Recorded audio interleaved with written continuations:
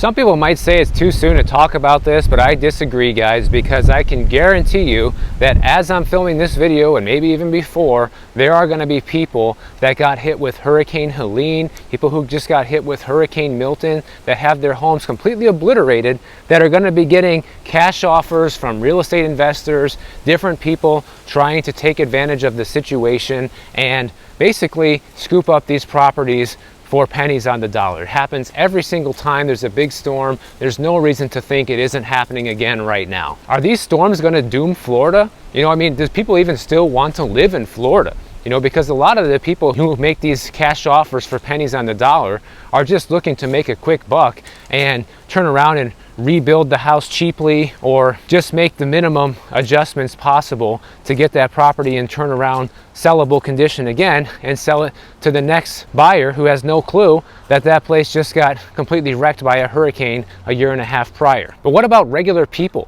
Regular people might also be wondering, is it a good time to move to Florida? Should you be buying in places that just got slammed with this hurricane? Well, no one can really decide that except for yourself. But here's the thing. Let's say you're just an ordinary buyer and you're coming in with a 20% down payment and you want to buy a house in one of these areas, assuming that you're willing to take on the risk, you know what you could be up against, but prices are coming down, inventory's up, which you can already see in a lot of places in Southwest Florida, so you're willing to take the chance, okay? Well, here's the issue. Right now, if you want to buy any of these properties, regardless of how good the deal is, good luck. You know why? Because you probably won't be able to get insurance. As we all know, in order to get a mortgage on a property, your lender will require that you have home insurance coverage before they close on the loan. So even if there are deals out there that you see fit and you would like to make an offer on, unless you're paying cash, you're not going to be able to buy these properties. In fact, a lot of insurance companies won't even be writing insurance right now until maybe a week or two after the hurricane has passed, and they probably definitely won't be writing policies in places that just got decimated by the storm. We know most of the homeowners that got hit with this storm didn't have flood insurance, and even if they did have flood insurance, it only covers $250,000 for a single family home and up to $100,000 for the contents of the home.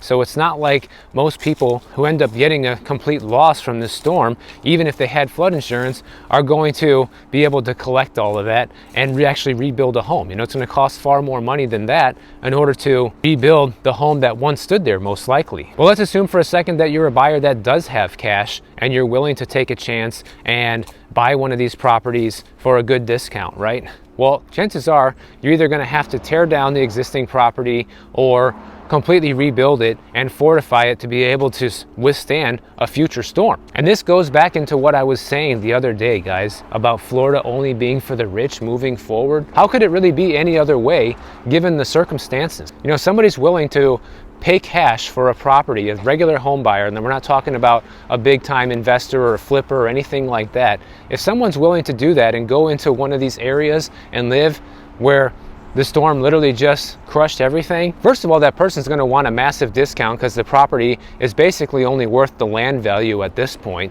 But also, that person is going to have to spend more than anybody else has ever had to spend to rebuild that house, because if they're smart, they're going to build a more hurricane-proof house. We've seen a lot of news stories recently that showed us that the homes that were built to withstand these storms mostly did their job and are still standing, did not get completely flooded and underwater or just blown apart.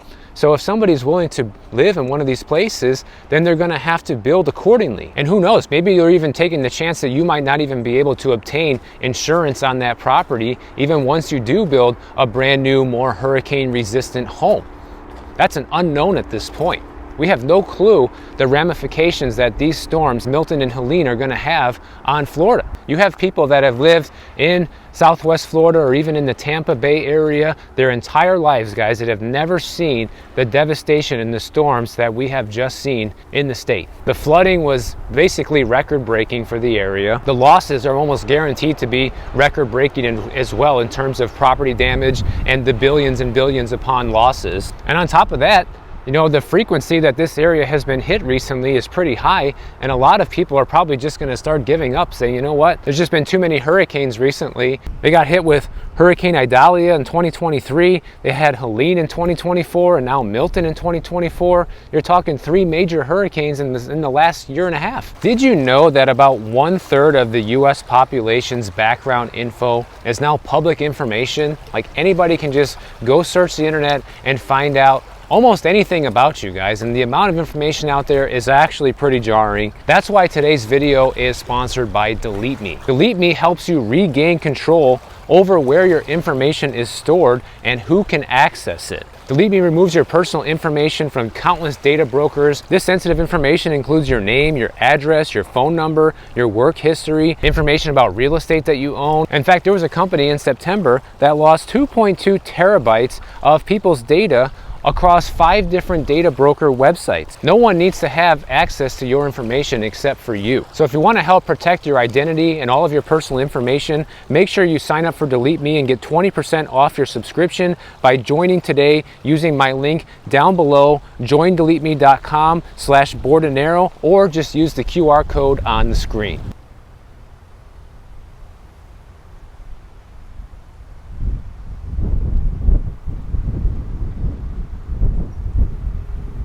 I think you're going to see a lot of people that do want to remain in Florida and still love living there despite the risk, probably move further inland, especially if they were directly affected by these storms. You know, most people are going to get sick of it, guys. Like, the constant damage to the house, the constant dealing with insurance claims. Like, talk about a disruption in your life. No matter how nice it is to live in a beautiful area, it all kind of goes away when you're constantly fighting just to keep your property and to keep it in livable shape. But the interesting thing is that home prices continue to go up, at least for now, probably not for very much longer in the Tampa Bay region. The typical home value in Tampa has gone up 2.5% from a year ago, and it's now about $382,000, and that's according to Zillow. And while that is true, you can see that the amount of inventory in these areas has completely exploded, guys. When you look at Pinellas County, inventory is up 85% year over year. And when you look at Hillsborough County, inventory is up 61% year over year. And we're talking going from 3,500 houses for sale a year ago in Pinellas to 6,500 today. 3,500 houses for sale in Hillsborough 1 year ago compared to 5,600 today. That is a massive increase in inventory. Combine that with the amount of price cuts, about 35% of homes in Hillsborough have a price cut, 34% in Pinellas County have price cuts. So even though the current markers are showing home prices are still going up, you can guarantee it's going down from here. With this level of inventory spike, and this data is collected before these hurricanes hit. So imagine what the amount of homes for sale is going to look like in the next 6 months. It may temporarily reduce the amount of homes for sale because you had all these properties for sale, right? And then a bunch of them just got damaged from the storm, so they're going to have to remove them from the market and either go through an insurance claim or repair it themselves just to get it listed fast again and try to sell it, maybe be the first mover in the area to recognize that demand might be slowing down after this and just get it sold. But we're likely to see inventory completely skyrocket over the next year in the Tampa Bay area now because of this. We've already seen it happen in Southwest Florida. Now it's going to be happening in the Tampa Bay region next. Problem is too, is a lot of people, you know, after a few years go by, you don't get a hurricane, no major damage, people forget.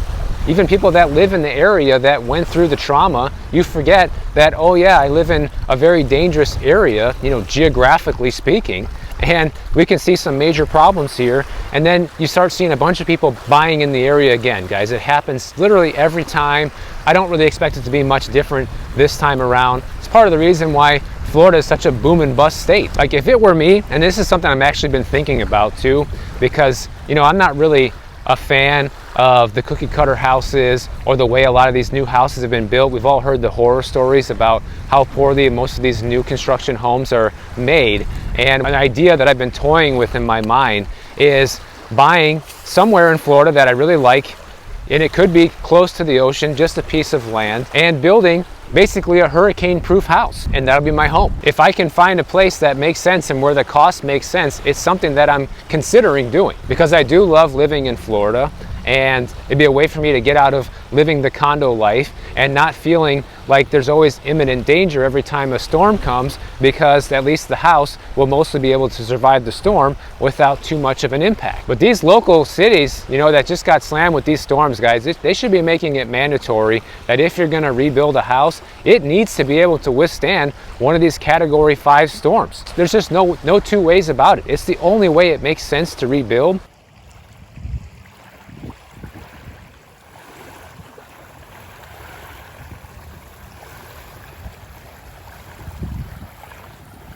And some people may say, well, it's good for the local economy, especially the local government, if they don't make those laws, because then they're constantly being able to collect permit fees and inspection fees to try to get the property approved. And it's good for the local economy. The more building supplies need to be purchased every time a house gets destroyed to rebuild another one. So it might not be in their best interest, monetarily speaking, in order to require something like this, but this is a matter of life and death for, I think, for a lot of people, guys. So far, it looks like the death toll hasn't been too high for Milton, luckily, but the storm just passed. We don't know that for a fact yet. And even if a lot of people didn't lose their lives, you know, hundreds of thousands, if not millions of people just lost their way of living. And I'm willing to bet that a lot of these people that just got crushed by Milton and Helene don't have insurance, because in the Tampa market, for example, you have 37% of home sales are all cash as of June. And a lot of those people that pay cash are willing to take the chance and have no insurance. But on the other hand, people always have the allure of living on the water, guys, despite the dangers. And that's why I think living in Florida is going to become more and more for the rich, just because it's only going to be rich people that can afford to spend the amount of money needed to mitigate that risk. And for anybody who's wondering, this old house behind me is called the Lyford House, which is over by the Richardson Bay Audubon Society. They have like this little nature preserve over here. It's pretty neat. But the reality is, home prices in Florida have already been dropping way before this storm. There's countless amounts of people out there that can't sell their houses right now because they're being completely unrealistic of what the selling price of these homes should be. For example, there was a guy who was in the Wall Street Journal the other day. He has his house for sale in Tampa that bought his house in 2021 for $550,000. He put another $50,000 of work into it, and now he's got 600 grand into this house. But he's getting called back into the office, has to move back to Virginia for his job, and he put his house on the market back in February this year. He was expecting a sale, maybe even a bidding war, right? Nothing happened, guys. Literally nothing. He's dropped his asking price 5 times. Now it's down to $583,900, already selling for less than he paid for it.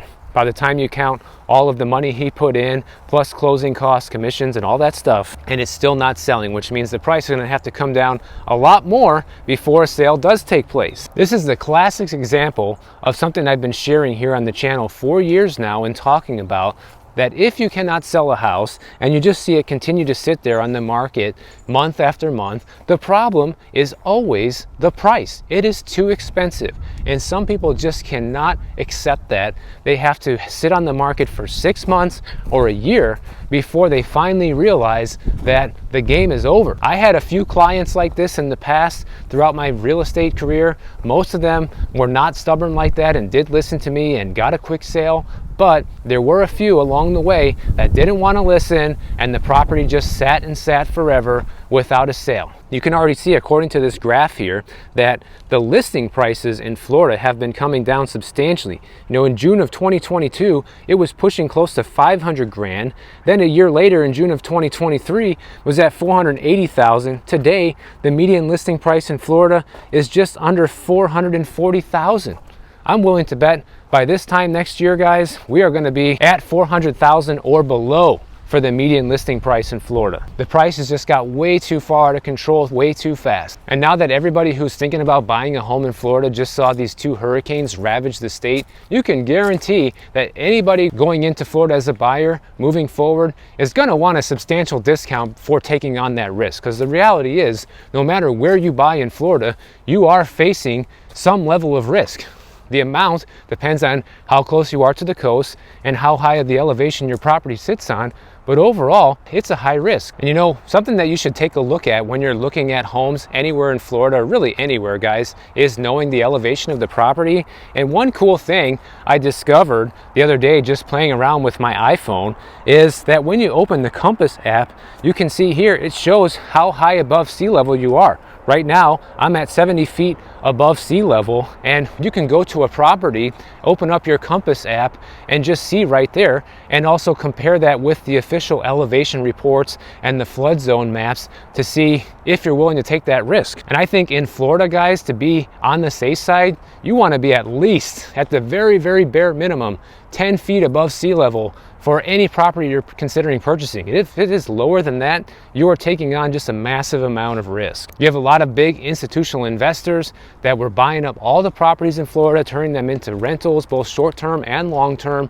All that's being reversed now. In fact, in Tampa, Orlando, and Jacksonville, institutionally owned single-family houses account for about 5% of the listings over the past 60 days, guys. So these big institutional investors know what's going on. I've seen some videos recently also from my friend Nick over at Reventure Consulting. He's been doing a lot of boots on the ground videos over in Southwest Florida, and he's finding a ton of these institutionally owned properties for sale right now, getting ahead of the market, and they can afford to undercut local homeowners. And guess what? Once that property sells, that's a new comp, which means that you're now competing with the sale price of that home. And if you're asking more, you might as well just quit. If you're not going to get realistic with the price you're going to ask for the property, why bother? Just give up. If you really want to sell, it needs to be at the right price. You know, these institutional investors can also afford to lose a lot more money because they have a giant portfolio of properties that do produce income for them. So even if they have to take a loss on an individual property, it's not like the same type of loss that a person has to take who actually bought and is living in the house. Just like this guy from the Wall Street Journal. You know, he's one of these pandemic home buyers, thought it was a good idea to move to Florida, work remotely, and I can live the good life and don't have to worry about anything. And now a few years later, it's time to go back to the office, got to get rid of the house. So really the lesson to be learned from this story is if anybody ever tells you you can't lose money in real estate, guys, just laugh in their face and move on, because it's not true. A lot of people are losing a lot of money right now, and it is only going to get worse as this situation continues to deteriorate. We already have inventory levels at pre-pandemic amounts in the state of Florida, and it's probably going to surpass even 2017 levels is my guess, as more of these hurricane damaged properties start hitting the market over the next 6 months to a year. Now, one of my viewers sent me this story about somebody who bought a condo up in Massachusetts. It's a story from Reddit, and I'll summarize it for you guys and kind of give you some of the problems that they're having. So this person bought the condo in Massachusetts, and the monthly maintenance payment was $600 a month. And he claims that the realtor selling him the place never mentioned anything about any sort of special assessments, nothing like that. They were told that the property needed exterior work, new windows, new roof, new siding, all that stuff, right? And the realtor insisted that the HOA fees would be covering this because they're going to go up to around $900 a month over the next 4 years. So they agreed to that and said, okay, we'll buy the place. But now that all the work is done, they just got hit with a notice saying that you're going to have an $800 a month special assessment for the next 5 years to cover all of the repairs and upgrades that were just done. And this person's extremely upset because it was never mentioned by the seller, which it should have been in the seller's disclosure, and it was never mentioned by the real estate agent either. So now their HOA payment is $1,400 a month when you combine the special assessment with the HOA fee. In fact, the special assessment, as you can see, is higher than the HOA fee itself. That's $800. HOA fee is only $600. This person wants to know if they have any possible recourse, and really the only thing they can do is try to sue the real estate agents or the seller involved if they can prove that somehow they knew about this special assessment and never said anything. That's really the only recourse this person has other than just selling it and taking a loss on the property. But here's the thing, guys. Somebody in this position should have done more due diligence. This is the problem when people that don't know much about buying real estate just go out there and pull the trigger on something and don't do their own due diligence. You know, it's easy to point the finger at the seller or the real estate agent, but if they would have done their own due diligence and figured out by looking at the condo meeting minutes and the upcoming budgets and things like that, they would know that there is a special assessment coming, because that wouldn't have been a surprise. So no matter where you're buying real estate, doesn't have to be just in Florida, doesn't have to just be a condo, you need to accept the responsibility that you are putting your hard-earned money on the line. And if you want to make sure you're not going to get screwed, then you have to understand all of the risks involved with buying this property. It's that simple. And if you didn't fully understand all those risks by the time you get to the other side of the transaction, that's on you.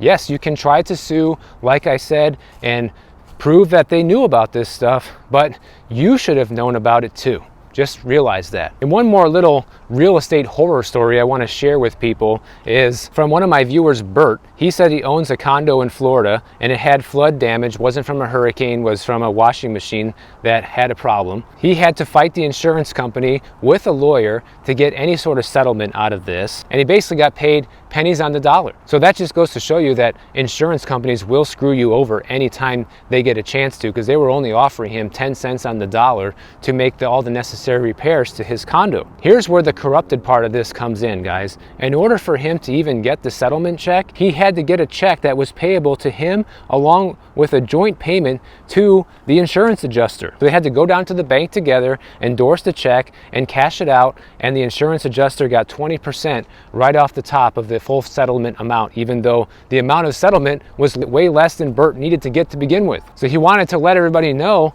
that if you find yourself in a situation like this, where you get an adjuster, they come out, give you an estimate of what kind of damage is done to the property, they take a 20% fee, and it's pretty much non-negotiable. He said he tried 6 different insurance adjusters, nobody would budge on that 20% fee. So all he had to do was come out and snap a few pictures of the property, maybe an hour's worth of work, and upload it into his insurance adjuster software, and he got 20% of the settlement amount. So just yet another way that people are getting scammed by insurance companies. It's bad enough they don't want to pay out the claims when you're deserving of it, like in this situation. But then on top of that, you got to share 20% of your settlement money with an insurance adjuster. So just another reason why, if you can afford not to have insurance, probably the better way to go nowadays. So if you enjoyed this video, make sure you subscribe to the channel. And if you don't want to wait for my next video to come out, check out this one on the screen right over here, and I'll see you in the next one.